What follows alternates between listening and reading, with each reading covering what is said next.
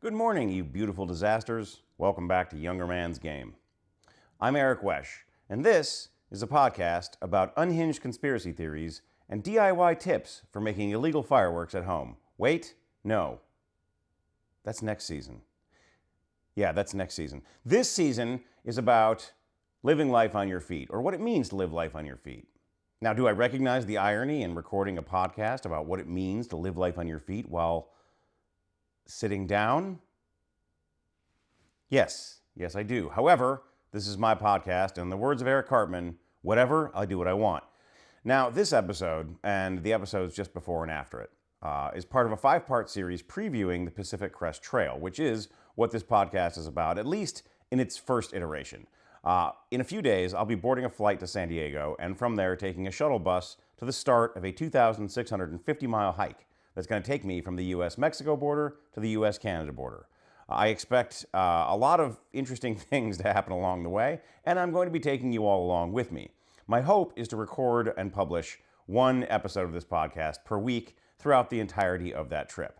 Whether or not that's actually going to happen is still very much up for debate, as the process of recording, editing, and publishing from an iPhone without a Wi-Fi connection is chaotic at best, but we'll see.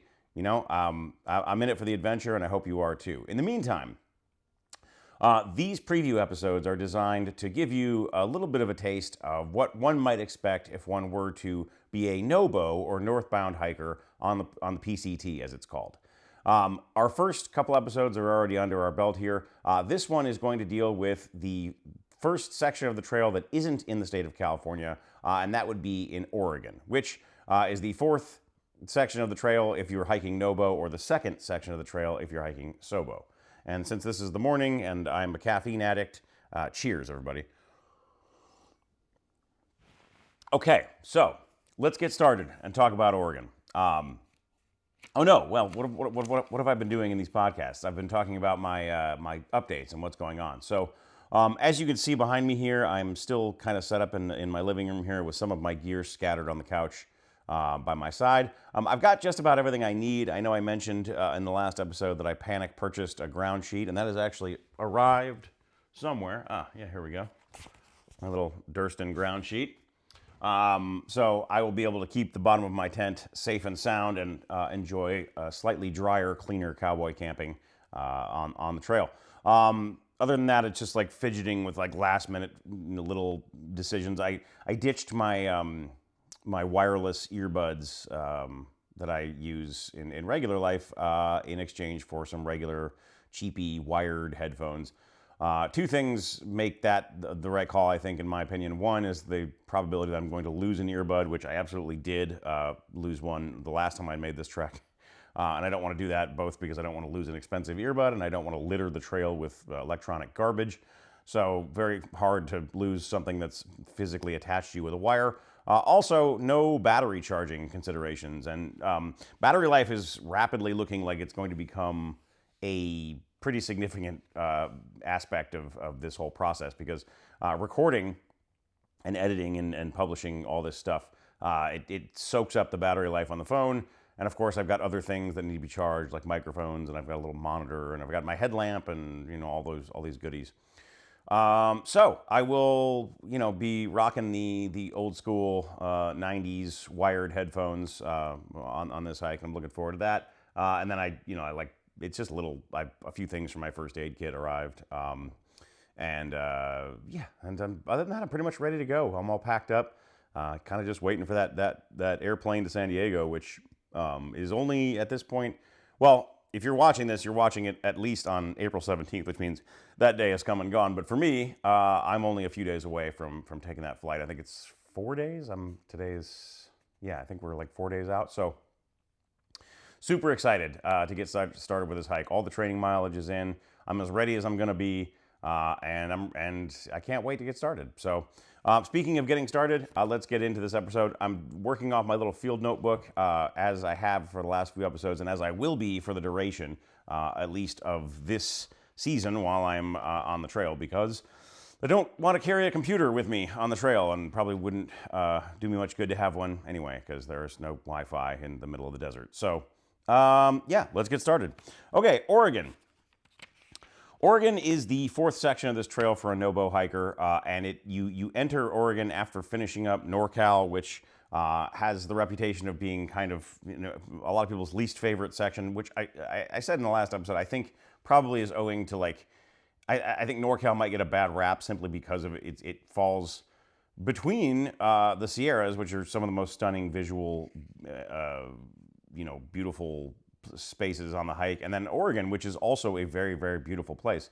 But you do enter Oregon, you cross a river near Siskiyou Summit, and it's a 455-mile walk from there, almost straight north to the Bridge of the Gods, the ominously named Bridge of the Gods, which, having seen it, I can tell you is, well, it's just a bridge. I don't know what's so godly about it, but it does form the border between Oregon and Washington and the end of the Oregon section. So, at only 455 miles, this is the shortest section of the hike.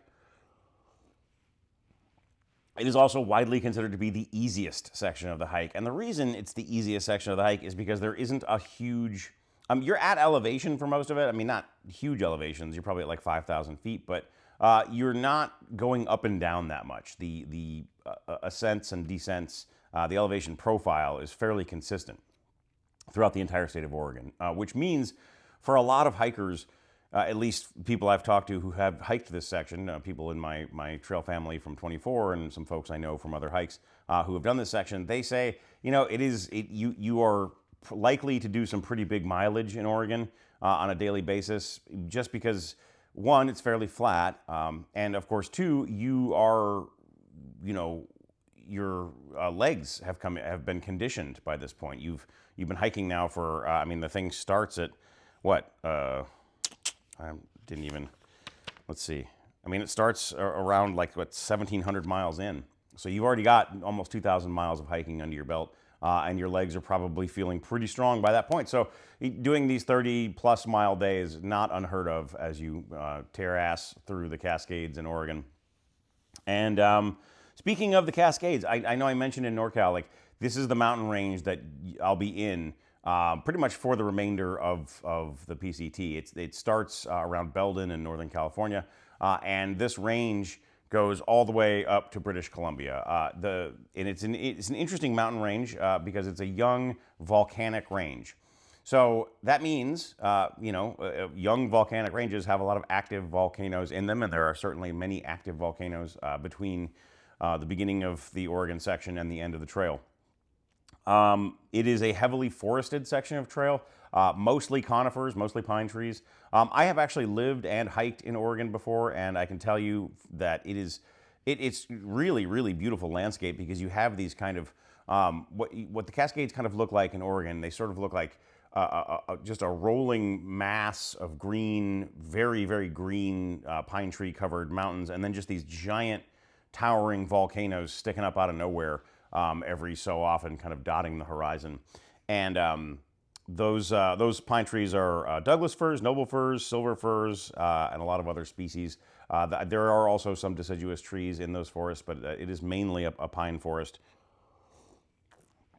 Lots of lakes, lots of rivers, lots of waterfalls in the Cascades in Oregon. You just have a lot of places where water is carving its way down through what will eventually be many years from now, like a canyon, but it's essentially a river channel, and those river channels change elevation and they create very beautiful cascading waterfalls. Maybe that's why they're called the Cascade Mountains. Let's see, so the elevation, like I said, it's going to stay right around 5,000 feet. It has its ups and downs. It's a hiking trail, but there are no major climbs or descents. You don't actually summit any of the volcanic peaks in the Cascades as you go through Oregon. You do go near a bunch of them. So basically what you have in the Cascades, you have, like I said, that gentle profile. That's because it has these older, giant, more active volcanoes. And those are, let's see, I've got a list of them here, like Mount Hood, Mount Jefferson, Three Sisters, Crater Lake, etc. Those are like older and still active volcanoes, mostly still active volcanoes. And then you have a bunch of smaller dormant volcanoes that had shorter lives, but while they were active, what they did was and I'm talking about millions of years ago here. This is not like they were active last week. Um, they basically dumped lava into the spaces in between those giant volcanoes. And so instead of having these like kind of rugged ravine and canyon filled landscapes, it's kind of, smoothed out and filled in by all this like, what was once lava and now is just volcanic rock.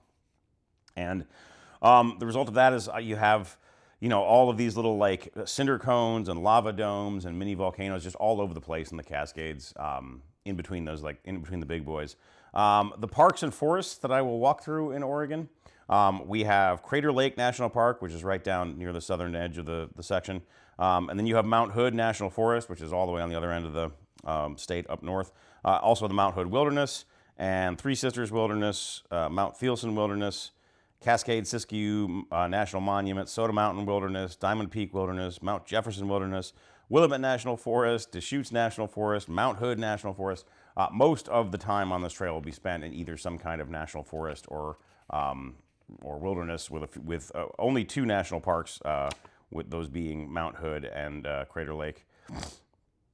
No, excuse me. Actually, I think only Crater Lake is a national park. But anyway, a lot of protected lands, a lot of wild spaces on the Oregon section. The origins of this section of the trail are kind of interesting. I want to talk about the history of it a little bit. So basically, the Oregon section of the Pacific Crest Trail started out as its own separate trail, and it was called the Oregon Skyline Trail. The Oregon Skyline Trail is a product of people in the 1920s wanting there to be a route from Crater Lake to Mount Hood, essentially the two kind of one south and one north, like 2 of the biggest attractions, natural attractions in the state of Oregon.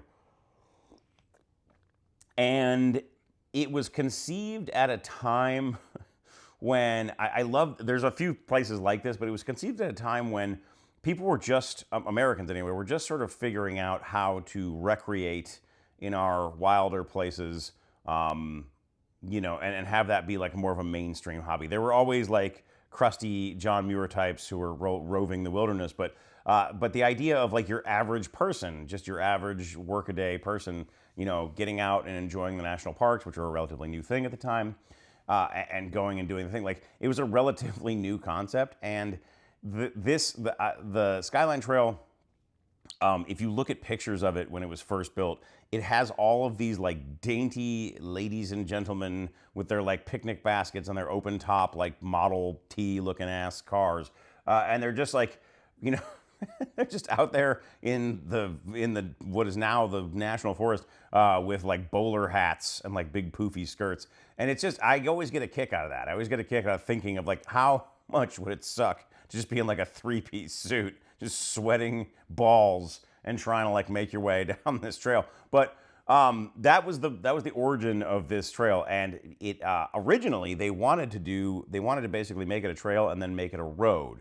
The idea being that it would be kind of like the roads that they were building to connect all the different national parks at the time. And so people could take their cars and go enjoy all the natural wonders in Oregon. Because goodness, why would you want to walk, right?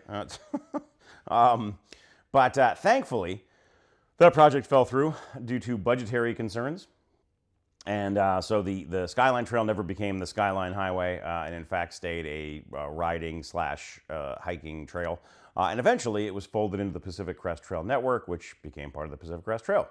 There are other trails like this, by the way. They're kind of all over the place in the West. There is a trail, I should say, in the Sierras that goes from Mount Whitney to the Giant Forest, and it's called the High Sierra Trail, which sounds grand and bold and adventurous, but anyone who's ever hiked this, and as I have, can tell you it is a absolute snooze when it comes to like the difficulty of the hike. It's flat. It's completely flat. They designed this trail, and this is around the same time, to basically contour around all these mountains so that you never actually had to walk up or down a hill. It's like a 70-mile trail, and I think when I walked it, I did it in like 2 days. I mean, it's just seriously a sidewalk that you just, there's like one little section where it drops through this big canyon, sort of, it drops down like a almost like a cliff, and it's got a bunch of switchbacks carved in the cliff called Valhalla. But that's pretty much it. Other than that, you're kind of just like ripping along in almost completely flat surface. And again, I just imagine these people like sashaying along with their like 12-pound picnic basket with like a bottle of port in it or whatever they were brought out with them. It just seems like not the most ideal way to hike. And not for the first time and not for the last time. I am glad to be born at the time when I was, because I don't know, even for all of the absolutely batshit weirdness of this timeline, I like to live in a place and time where Dyneema exists and my pack doesn't have to weigh more than 15 pounds if I don't want it to. But I digress. There's another one of those places actually down in Pasadena. It was called the Mount Low Railway. You look that up if you have. It's fascinating. They built a hotel on a mountainside overlooking the San Gabriel Valley, which is where Pasadena, California is. And they built this like little like railroad that people could like take to get up there. And again, like it's all these like Victorian and Edwardian looking mofos just like riding around in like a little mini rail car to go up and like, have a sherry at the summit of Mount Low. That stuff, a lot of that infrastructure, it's all ruins now, but you can hike up there and it's a good hike. Anybody living in Southern California, the Mount Low Railway station and hotel, fun hike. Okay, total sidetrack. Sorry. Anyway, in Oregon, the Skyline Trail eventually became the PCT, and like I said, it's the shortest and probably easiest to hike section. With a very gentle profile, lots of lakes, lots of rivers. It is absolutely beautiful. There's a lot of wilderness area there. The soil is it's very, very much like a volcanic landscape. It reminds me of like Hawaii or other places where it's just heavily, heavily volcanic soil. You can like look down at the ground and it looks like volcanic rock, just ground into powder. Climate-wise, pretty mild stuff, generally speaking. I mean, you can get storms just like anywhere, but for the most part, Oregon is actually drier than most people think of it as, at least on the crest of the Cascades. Once you go to the west or windward side of that mountain range, things get a lot wetter. And if you're like down in like the valleys there on the west side of the mountain, you get all kinds of weather. But the Cascades sort of stop all that, and east of the Cascades, it's very dry. It's actually a high desert landscape. Wildlife along the way is pretty standard stuff for what, pretty consistent with what I'll expect to see along the way. Not a huge bear population there. I don't actually think bear casters are required anymore, so thank goodness I'll be able to ditch that thing. And just lots of, kind of woodland creatures, squirrels and deer and so forth, to be seen along the way. Very excited to, be in a place where I don't have to carry a bear can, because as much as I've said I don't mind carrying them in a couple episodes ago, I mean, it's true, I don't mind it, but if I have my choice, I would definitely prefer not to. Let's talk about the towns. So basically, the towns in Oregon and Washington, really for the rest of this hike, they're going to kind of be split into either, towns, sort of proper towns where you have all the amenities you'd expect to find, like grocery stores and hotels and stuff. Usually those are a hitch. You gotta catch a ride to get to them. They're not right on the trail. And then you have a lot of these like little resorts, fishing and hunting and hiking and camping resorts that are sort of much closer / right on trail. But they are generally going to have less stuff there. But a lot of them are hiker friendly. They have places to stay. Sometimes they'll have showers. And they will accept resupply packages, so you can bounce stuff up to yourself there. A bounce package, by the way, I mentioned a couple episodes ago, is just one where you basically send your gear ahead of you via the U.S. Postal Service so that you can pick it up when you get to, whatever place you're going. If let's say you have like a heavier sleeping pad or something that you want in colder weather, and it's not going to be cold at the beginning, so you just kind of bounce it along and you pick it up somewhere, and then, repeat the process until you are done with the hike. Okay, so the first town, Ashland is the first town. Again, that's a hitch. That's not right on trail. Right on trail at about that same mile, that's at mile 1720. You have Callahan's Lodge, which again is like one of these kind of resort places. The next few things, like Hyatt Lake Resort at 1744, Fish Lake Resort at 1775, Diamond Lake Lodge at 1849. These are all, again, you get these are kind of just like places that will have amenities, but they're not really towns. They're just sort of resorts. Chemult is the next major town. That's 1849, so a little over, 130 miles from Ashland. Again, that's a hitch. You gotta catch a ride down to get there. Then you have the Shelter Cove Resort at 1908, Elk Lake Resort at 1954. And then at 1985, you have like probably the biggest towns you're going to see in Oregon. And I'm putting two of them there because you get to both of them the same way. At 1985, you cross a highway, and if you catch a hitch east, if you go a little bit, you go to Sisters. If you go a little bit farther, you go to Bend. And Bend is a pretty classic trail town on the PCT. It's like a little mountain hippie town in the middle of Oregon that is known for having a lot of hiker-friendly amenities. It is also like a resort town for wealthy people who like to go skiing in the winter and mountain biking and recreating in the summer. So it is, unfortunately, it's pretty expensive. Like a lot of the stuff in Bend is pricey. But you have like your grocery outlet type stores where you can buy stuff for cheaper. So it is, generally speaking, most hikers that I've talked to will go to Bend rather than to Sisters, just because Sisters is a smaller, I mean, it is also a town, but it's a smaller town with fewer things in it. So if you need to like find a larger store with better prices, you're better off going to Bend, honestly. And then there's Bend also has, Sisters has some of the stuff too. But there's like fun stuff to do in that part of Central Oregon. River tubing on the river is like a big deal. The Deschutes River goes right through Bend, and you can like rent these inner tubes and just kind of float lazily along. And a lot of people do that.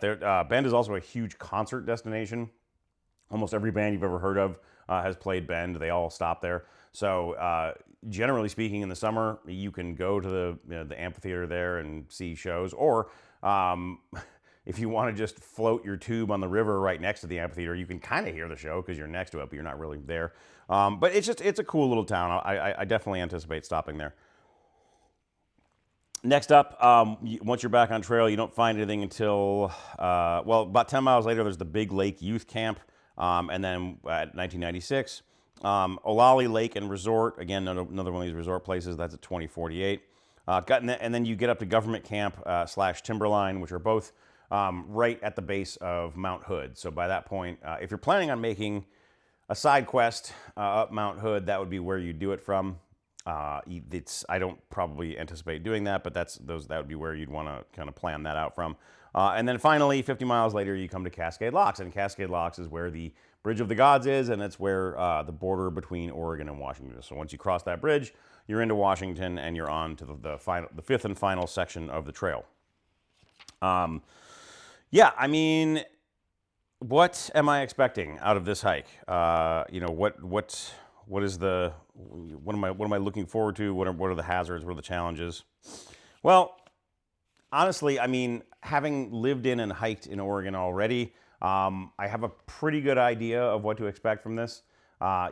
The expectation of speed is definitely there. My legs will be very well conditioned after 1,700 miles of hiking, and I imagine I'll be able to rip some pretty big mileage on a day-to-day basis. But I don't want to necessarily hurry through Oregon. Depending on the weather, I mean, it is such a beautiful place in the summertime. It just has like a really nice, like dry pine forest feel to it. And there are some very, very beautiful sections of forest. And I really enjoy the lakes. The alpine lakes that dot the Cascades are all just they're just like impossibly clear water. Like you could see a fish swimming on the other side of the lake pretty much. They're very cold, usually even in the summertime, but I mean, I'm sure that's going to feel refreshing, especially if I'm getting there in August. July or August, depending on when I get there. So very much looking forward to spending some time, and it's sort of like, it feels like a bit of a reward, doesn't it? Like you go through, you grind your way through these like crazy passes in the Sierras and all the ups and downs of NorCal, and then you are rewarded with this verdant, piney, alpine forest paradise where you can just kind of bomb out as many miles as you want, or just go like float around in the lake, or go hop on a tube and float down a river for a while. I think I'm going to really enjoy myself in Oregon. I can't wait to get back up there. I also am looking forward to seeing some friends of mine. When I lived there, I made friends with some folks that I haven't seen since moving away, and hopefully I'll get a chance to see them. I might even try to hitch a ride from them. I'll cheat, and it won't be a hitch. I'll just like call my buddies and be like, "Hey, Pat, come get me." We'll see. The other things I'm looking forward to in Oregon, let's see. Well, hold on, get my notes here. PCT Days. So PCT Days is a trailside kind of gathering slash festival slash meetup that happens every year in Cascade Locks, which is the very northernmost town in Oregon. I believe it's in the middle of August. I want to say it's like the 14th and 15th, but don't quote me on that. I didn't write that down. But it's basically just like, it's just a hiker fest. Everybody who's on the trail gets together. And of course, since all the hikers are there, all the people who supply hikers with gear, they use this as a chance to go out and like show off all their goodies. So you'll have all of your major, and minor companies that produce stuff for hikers will be there. And I believe there's quite a bit of community building stuff where people are talking, giving talks and presentations on conservation and trail maintenance and, just kind of life on and off the trail. And I'm really excited to be a part of that. I didn't go in 24, even though I was living in Oregon and nearby at the time. But so I'm looking forward to seeing that. I'm also very much looking forward to the sunrises and sunsets because because the Cascades. If you look to your east when you're out there, like it's all like desert. As I mentioned in the desert episode, sunrises in the desert are absolutely stunning. Sunsets are beautiful. So I'm looking forward to like those just absolutely golden painted sky sunrises and sunsets that are possible to see when you're out in the wild in Oregon. Of course, all the stars at night. In terms of challenges. The biggest one, there's water carries might be an issue in some places. Like I said, Oregon is drier than most people expect in parts, and so we'll see. Like hopefully I won't have to have any massive water carries. But this is part of the hike, so we'll take that as it comes. And then of course the big one in Oregon in the summertime in Central Oregon is fire season. Bend has like a smoke season. I lived there for a summer, and I can tell you, like when it's bad, it's very, very bad. Like the visibility can be less than a mile, and it's just like choking, awful smoke. And when you're in the actual wilderness areas, in the mountains, the other risk you have is that you are going to run into a closure, right? Like they're going to just shut down a section of the trail because of an active wildfire. So fingers crossed that does not happen. But I also have no control over that whatsoever. So this is in one of those things that I think hiking, like my sort of larger theory of distance hiking, which I've referenced a few times so far in this podcast, is that the whole point of this exercise is that it's kind of like a perfect diorama for human existence, and it teaches you lessons that are very useful to know for your everyday life. And probably one of the bigger ones that you learn when you're on trail is that if something's out of your control, if you can't affect an outcome and you just have to see whether it's going to happen or not, then the best thing you can do is just let that go and not spend your time worrying about it. And this would be a perfect example of that. You don't know what the trail is going to be like down trail, so you got to just keep walking and keep a smile on your face and enjoy the ride while you're doing it. So that's kind of the big challenge that I'm hoping to avoid in Oregon, but we'll see how it goes. And so that's pretty much it. I know this is a shorter episode. I don't have as much to say about these final two sections, and I think probably that's a function of me just kind of like being so ready to be out on trail and actually like recording stuff that is about what I'm experiencing while I'm doing this. That I may just be kind of like getting through these last few episodes that are previews, but I still think there was probably a lot of useful information in here, and I hope it was at least mildly entertaining.